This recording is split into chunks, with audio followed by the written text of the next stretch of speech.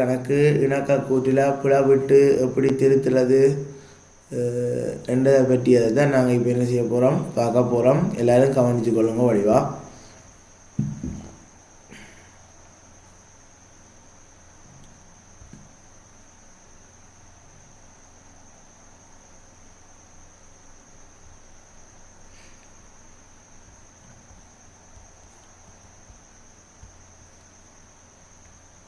Right, பார்த்தீங்கன்னா ஒரு ரதி வியாபார நிறுவனம் கடன் விற்பனையுடன் தொடர்பட்ட பின்வரும் தகவல்களை வழங்கியது.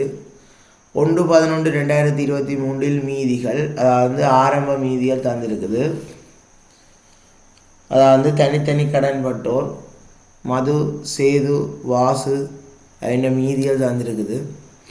அடுத்தது 2023 நவம்பர் மாதத்துக்கான கொடுக்கல் வாங்கல்கள் தந்திருக்குது.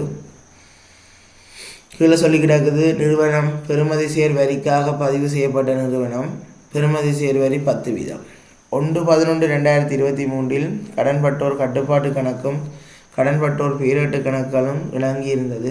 ஆனால் 30/11/2023 இவை இரண்டும் இணங்கவில்லை. காரணங்கள் வருமாறு: வாசுவிக்கு கடன் விற்பனை நாளேட்டின் விற்பனை நிலையில் ரூபாய் 25,000 என பதியப்பட்டுள்ளது. சரவணனால் திருப்பி அனுப்பப்பட்ட இருப்புகள் தொடர்பில் விற்பனை திருமல் நாளேட்டில் பதிவு செய்யப்படவில்லை. மதுவிடம் பெற்ற காசு பெறுவன நாளேட்டில் 59,000 என பதிவு செய்யப்பட்டுள்ளது. கடன்பட்டோன் சேது மீது ரூபாய் 10,000 எதிர்பார்க்கை நட்டமாக பதிவளிக்கப்பட்டது. இது தொடர்பாக வீடுகளில் பதிவுகள் இடம்பெறவில்லை. காசு பெறுவனோ நாளேட்டின் கொடுத்த கழிவு நிரல் 20,000 குறைத்து கூட்டப்பட்டது. ஸோ உங்களுக்கு ஸ்க்ரீனில் பேப்பரும் ஷேர் பண்ணிக்கன், இங்கால ரைட்டிங் இதுவும் ரைட்டிங் பேடும் ஷேர் பண்ணிக்கன், கவனித்து கொள்வோம். ஸோ இப்போ இந்த கணக்கை வச்சுக்கொண்டு உங்களுக்கு என்ன கேட்டுக்கிடக்கண்டா, விற்பனை நாளேடு சீராக்க முதல் விற்பனை நாளேடு விற்பனை திருமல் நாளேடு. இப்போ இந்த கணக்கின் சாராம்சம் எப்படி பார்த்தீங்களென்றால், சரியான தகவல்களும் தரப்பட்டிருக்குது. அதில் நாங்கள் விட்ட பிழைகள், அதாவது அந்த நிறுவனத்தின் பதிவுகளில் விட்ட பிழைகளும் தரப்பட்டிருக்குது. ஸோ நாங்கள் பிளவிட்டு சீராக்க முன் அண்டா பிளவிட்டதும் பிறகு அதை திருத்தவும் வேணும். ஸோ அதை பற்றி தான் இந்த கணக்கு இருக்குது. ஸோ நாங்கள் ஒருக்கா அதை பார்த்து கொள்வோம். ஓகே, அந்த வகையில் நான் இப்போ இந்த வேண்டப்படுவதன வேண்டிய ஒவ்வொன்றா நான் செய்து காட்டேன். அப்போ தான் அது உங்களுக்கு கொஞ்சம் ஈஸியாக இருக்கும். ஸோ அந்த வகையில் முதலாவது பார்த்தீங்கன்னா விற்பனை நாளேடும் விற்பனை திரும்பல் நாளேடும் கேட்டிருக்காங்க. அப்போ விற்பனை நாளேடு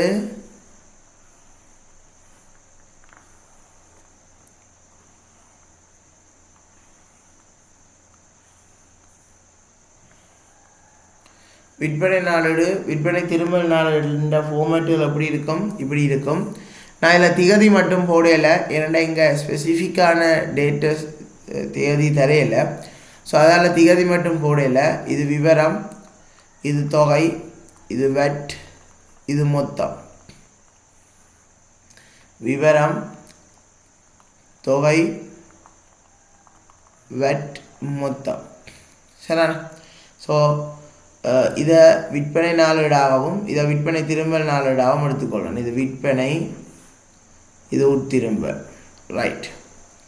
ஸோ முதலாவது இந்த விற்பனை நாளேட்டோடையும் உட்திரும்பல் நாளேட்டோடையும் சம்மந்தப்பட்ட கொடுக்கல் வாங்கல்களையும் அதோடு சம்மந்தப்பட்ட பதிவுகளையும் மட்டும் நான் பார்க்குறேன், நீங்களும் கவனித்து கொள்ளுங்க. அந்த வகையில் பார்த்தீங்கன்னா ஆரம்ப மீதிகள் ஒரு நாளும் விற்பனை நாளேட்டிலையோ விற்பனை திருமல் நாளேட்டிலையோ வராது. ஸோ அதை நாங்கள் இங்கே கொண்டு போட வேண்டிய தேவையில்லை. நேராக சீராக்கத்துக்கு பார்ப்போம். வாசுவிக்கு கடன் விற்பனை நாளேட்டின் விற்பனை நிரலில் 25,000 என பதியப்பட்டுள்ளது. ஆனால் வெட் பெறுமதி சேர்வரி நிரலிலும் கடன்பட்டோர் பேரேட்டிலும் சரியாக பதியப்பட்டுள்ளது. அப்போ இங்கே பிள்ளையாக பாய்ஞ்சிட்டாங்க. அப்போ வாசுன்ற கடன் விற்பனை பாருங்க, வாசுவுக்கு மொத்தம் 2,70,000. Okay, so right. இங்கே பார்த்தீங்கன்னா நான் இதில் வேறு கலர் அழகி காட்டுறேன். வாசுவுக்கு மொத்தம் 2,75,000. இது 110% சமனென்றால் 10% 25,000ஆகவும் 100% 2,50,000ஆகவும் இருக்குது. அப்போ பட் 25,000 அது சரியாக பதிஞ்சிருக்குது. என்ன வாசு வெட் 25,000 சரியாக பதிஞ்சிருக்குது. ஆனால் விற்பனை என்ற 250 மாறி 25 பதிஞ்சிட்டாங்க. அப்போ டோட்டலில் 50 போட்டிருப்பாங்க. இதுதான் இதில் விடப்பட்ட பிழையாக இருக்குது. சரியானோ? இதுதான் இதில் விடப்பட்ட என்னவாக இருக்குது? பிழையாக இருக்குது. என்னென்றால் அதாவது வாசுன்ற மொத்தமாக வாசுவுக்கு விற்பனை 2,75,000 காட்டியிருக்கிறாங்க. இதில் விற்பனையை 25,000 பதிஞ்சிட்டாங்களாம். ஆனால் வெட்டை சரியாக பதிஞ்சிட்டாங்களாம். அப்போ 275க்குள்ளே 10% வெட்டு உள்ளடங்கி இருக்குது. அப்போ 110%, அந்த 25 வெட்டாக இருக்கும். அப்போ வெட்டையும் 25 விற்பனையும் 25 பதிஞ்சிட்டாங்க. நாங்கள் அப்படியே பதிஞ்சு விட்டா சரி. இதான் முதலாவதாக விட்ட பிழைக்கான பிழையை விட்டு நாங்கள் விற்பனை நாளேட்டில் பதிஞ்சிருக்கிறோம், பிழை விட்டுருக்கிறோம். அடுத்தது சரவணனால் திருப்பி அனுப்பப்பட்ட இருப்புகள் தொடர்பில் விற்பனை திருமல் நாளேட்டில் பதிவு செய்யப்படவில்லை. அப்போ சரவணன் உட்திருமலை பற்றி பதியக்கூடாது, அவ்வளோதான் விஷயம். அடுத்தது மதுவிடம் பெற்ற காசு பெறுவன நாளேட்டில், அப்போ அது இங்கே வராது. எதிர்பார்க்கை நட்டமாக பதிவளிக்கப்பட்டது, இங்கே 2லேயும் வராது. கொடுத்த கழிவு இங்கே 2லேயும் வராது. அப்போ நீங்கள் விற்பனை நாளேட்லேயும் விற்பனை திருமல் நாளேட்லேயும் பதிய வேண்டியதை மட்டும்தான் பதியணும். சில நேரம் இந்த முறை உங்களுக்காக கொள்வனவு நாளேடும் கொள்வனவு திருமல் நாளேடும் கேட்கலாம். இதே ப்ரொசஸ் தான், அதுக்கேற்ற மாதிரி பக்கங்கள்லாம் வேறுபடும். ஏன்னா ப்ரொசஸ் ஒன்று தான், விஷயம் ஒன்று தான், பக்கமும் அந்த பெயர்களும் தான் வேறுபடும். அதுக்கேற்ற மாதிரி நீங்கள் மாற்றிக்கொண்டீங்கன்னா சரி. அப்போ சரவணனால் திருப்பி அனுப்பப்பட்ட இருப்புக்கள் தொடர்பு விற்பனை திருமல் நாளேட்டில் பதிவு செய்யப்படவில்லை. அப்போ இந்த 1ம் 2 சீராக்கவும் தான் இந்த விற்பனை திருமல் நாளேட்டோடையும் தொடர்பட்ட விடயங்களாக இருக்குது. அப்போ இனி நாங்கள் மிச்சங்களை பதியலாம். அந்த வகையில் மது 110 உள்ளடங்களாக என்றால் அப்போ 100, 10, 110. அடுத்தது சேது 220 என்றால் 200, 20, 220. சில பேர் இந்த மொத்த வெட்டோட சேர்த்த தொகையை நடுவிலையும் போடணும். நான் நீங்கள் அங்கே கரையாக போட்டிருக்கேன். அடுத்தது சரவணன் 220, 22, 242. அப்போ இதில் டோட்டல் பார்த்தீங்கன்னா 240, 460, 560, 570,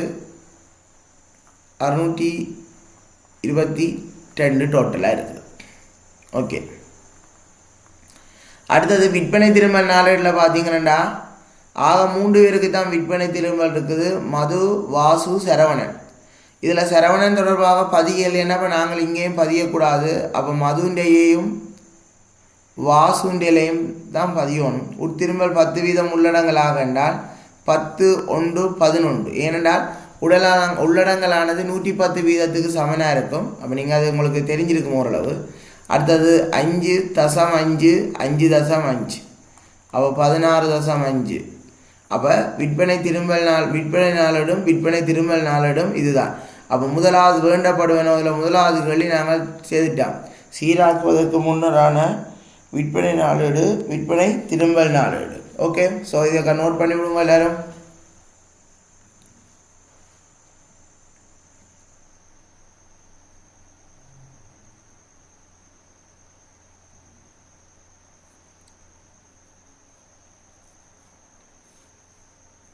ஆனால் நீங்கள் இதில் எக்ஸாமுக்கு செய்ய ஒரே தடவையில் எல்லாத்தையும் ஃபார்மேட்டி அடித்து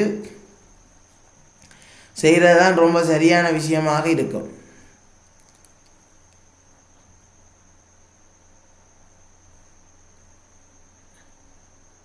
நான் இடத்தை காணாதபடி அந்த ஸ்க்ரீன் காணாதபடி அப்படி எழுதியிருக்கிறேன். ரைட், எழுதிட்டீங்களா? எழுதாட்டி சொல்லுங்கள், நான் பிறகு குரூப்பில் போட்டுவிடுறேன். அதை டவுன்லோட் பண்ணி போட்டு விஷயத்தை விளங்கி வச்சுக்கொள்ளுங்க. ரைட். அப்போ முதலாவது வேண்டப்படும் உள்ள விஷயம் பதிஞ்சாச்சு. அடுத்தது கேட்டிருக்காங்க சீராக்க முன் கடன்பட்டோர் கட்டுப்பாடு கணக்கு, சீராக்கிய கடன்பட்டோர் கட்டுப்பாடு கணக்கு. ரைட். பாருங்க பிள்ளைகள், 20 மார்க்ஸுக்கு வருது, தான் கவனமாக பார்த்து செய்து கொள்ளணும்.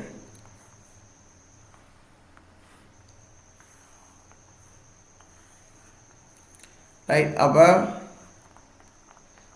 சீராக்க முன் கடன்பட்டோர் கட்டுப்பாட்டு கணக்கு, அடுத்தது சீராக்கிய கடன்பட்டோர் கட்டுப்பாடு கணக்கு. பிள்ளைகள் சீராக்க முன் கடன்பட்டோர் கட்டுப்பாடு கணக்குனா இதில் இருக்க எல்லா பிள்ளையும் ஒப்சர்வ் பண்ணி அதை உள்ளடக்கி செஞ்சால் சீராக்க முன் கட்டுப்பாடு கணக்கு. இந்த சீராக்க முன் கடன்பட்டோன் கட்டுப்பாடு கணக்கில் வந்த இறுதி மீதி எடுத்து இந்த பிள்ளைகளை திருத்தினால் சீராக்கிய கடன்பட்டோன் கட்டுப்பாடு கணக்கு. அப்போ சீராக்க முன் கடன்பட்டோன் கட்டுப்பாடு கணக்கில் பிழையும் விடுவோம், சரியானதலையும் பதிஞ்சு செய்வோம். சீராக்கிய கடன்பட்டோர் கட்டுப்பாட்டு கணக்கில் பிழை திருத்துறது மட்டும்தான் நடக்கும். சரி, அப்போ சீராக்க முன் கடன்பட்டோர் கட்டுப்பாட்டு கணக்குன்னா எங்கள்கிட்ட நார்மலான கடன்பட்டோன் கட்டுப்பாடு கணக்கு. அப்போ அதில் நாங்கள் ஆரம்ப மீதியை போட்டு செய்யோம். ஆரம்ப மீதியை பாருங்க, இங்கே மது சேது 2 பேர்ட்டையும் வரவு மீதி, வாசுண்ட செலவு மீதி. அப்போ நாங்கள் மீதி வந்ததை புரிம்பாக போட்டு காட்டணும். மீதி வந்தது 60, மீதி வந்தது 10 என்று 2 பக்கமும் போட்டு காட்டும். சில பேர் இது இந்த தேறிய விளைவை எடுத்து போட்டு காட்டவ, அப்படி போட்டு காட்டக்கூடாது. என்ன காரணம் சொல்ல வேண்டால், நீங்கள் ஐயக்கடன் ஏற்பாடு கணக்கிக்க சிலது மீதி வந்தது 50 என்று 15 கணிச்சிடுவீர்கள். ஆனால் உண்மையாக வரவு மீதி 60, செலவு மீதி 10. அப்போ புரிம்புரிம்பாக காட்டும். அப்போ இது முக்கியம் இல்லையால் இது பார்ப்பாங்க, புரிம்புரிம்பாக போடுறீங்களோன்னு மார்க்ஸ் போடையக்க பார்ப்பாங்க. அப்போ மீதி வந்ததுண்டு வரவு மீதிகளையும் போட்டு புரிம்பா மீதி வந்ததுண்டு செலவு மீதியையும் போட்டுக்கொள்ளணும். ரைட். அந்த வகையில் பார்த்தீங்கன்னா இந்த விற்பனை நாளேடு இந்த இதுகளெல்லாம் சரியான பெறுமதிகள் என்ன. அப்போ நாங்கள் இந்த பிழைகள் என்னென்ன விட்டு கிடக்குன்னு பார்த்துட்டு தானே தண்டணும். சரி, அந்த வகையில் பார்த்தீங்கன்னா வாசவிக்கு கடன் விற்பனை இது நாங்கள் ஏற்கனவே பதிஞ்சிட்டோமல்லோ. அப்போ நாங்கள் விற்பனை நாளேட்டின் டோட்டல், அதாவது வெட்டோட உள்ளடங்கிய டோட்டல் இருக்குது தானே, அதை கொண்டு வந்து போட்டால் சரி. அப்போ வெட்டோட உள்ளடங்கிய விற்பனை நாளேட்டு டோட்டல் எவ்வளவு? 622. அப்போ நாங்கள் இதில் கொண்டு வந்து விற்பனை என்ற எவ்வளோத்தை போடணும்? 622 போடணும். சரிதானே?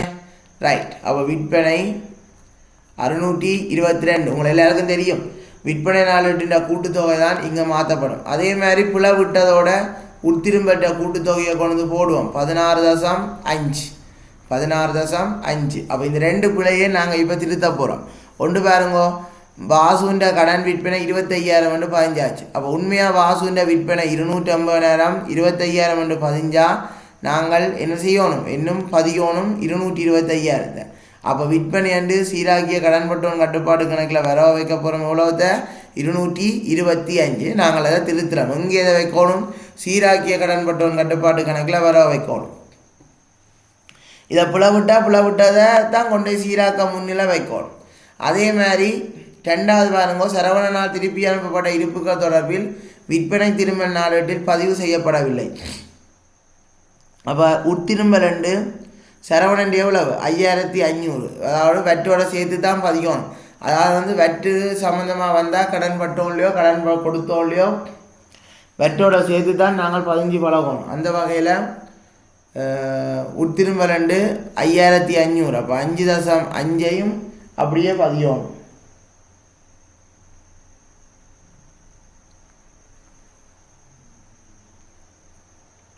அடுத்தது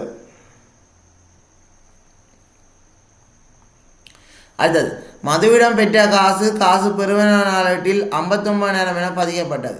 அப்போ பார்ப்போம், இந்த பெற்ற காசு நாங்கள் மொத்தமாக தானே பதிகிறது. காசை சீராக்கிய என்ன கடன்பட்டோன் கட்டுப்பாடு கணக்கில் காசுன்ற மொத்தத்தை தானே பதியணும். அந்த வகையில் பார்ப்போம்.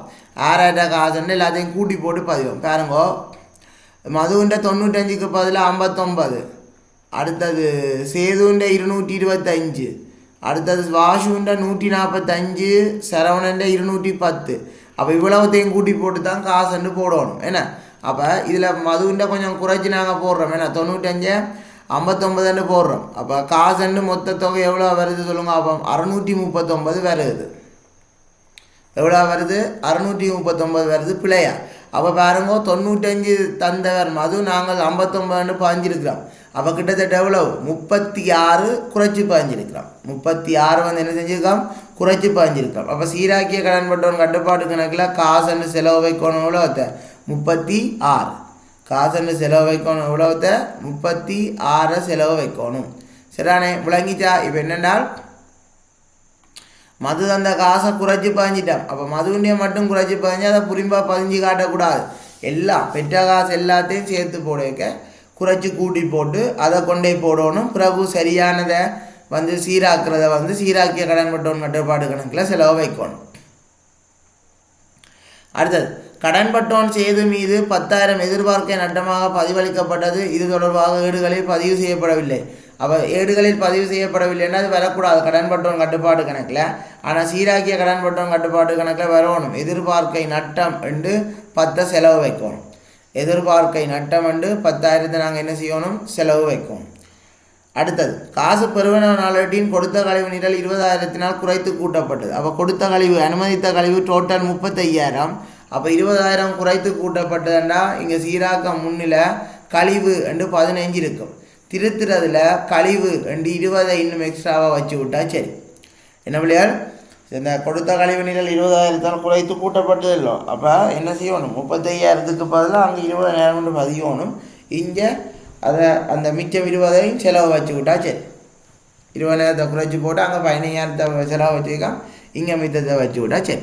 ஸோ இவ்வளோ அந்த பிள்ளைகள் கணக்கு இப்போ நாங்கள் சமப்படுத்தி விட்டா சரி. இது 682 கழிச்சா மீதி சென்றது வந்து பிள்ளைகள் 1.5 வரும். அப்போ அந்த மீதி சென்றது தான் இங்கே மீதி வந்தால் வரும் 1.5. சரிண்ணா, அப்போ சமப்படுத்தினா இது 226.5 226.5 கிட்டத்தட்ட இது மிச்சம் வந்து 155 வருது. இது மீதி சென்றது வந்து எவ்வளவு, 155 வருது. அப்போ நாங்கள் ரெண்டாவது விஷயமும் எழுதிட்டு செய்துட்டோம். சீராக்க முன்கடன்பட்டோர் கட்டுப்பாடு கணக்கு, சீராக்கிய கடன்பட்டோர் கட்டுப்பாடு கணக்கு செஞ்சுட்டான். அடுத்த கடைசியாக ஒரு கேள்வி கேட்டிருக்கான், நிதி நிலைமை கூட்டில் காட்ட வேண்டிய பெறுமதி சம்பந்தமாக கேட்டிருக்கான். அப்போ நிதி நிலைமை கூட்டில் காட்ட வேண்டிய பெறுமதி என்றால் அதை பாருங்க, இந்த ரெட் கலர் பாக்ஸ் ஒன்று அடிச்சுட்டு அதுக்கு செய்கிற பாருங்க என்ன சொல்லிக்கிறாக்கு, எதிர்பார்க்கை நட்டத்துக்கு 10% சீராக்கணுமா என்ன. அப்போ இறுதி மீதி 155.